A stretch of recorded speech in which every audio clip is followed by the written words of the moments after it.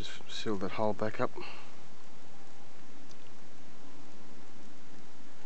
So a bit of spit on the finger and works out marvellous. It'll work well without it because the foam will stop from moving. What I have been using is this Parfix Bond Seal Universal oh, excuse me, adhesive sealant, and I found it to be quite good in the automotive area. It stick the aluminium and metal and steel and lead and zinc and wood and brick and copper and fiberglass. It sticks to all that, but as the vehicle heats up, it expands with it, so it doesn't actually break the seal, so it stays nice and flexible to a point and it doesn't rattle loose.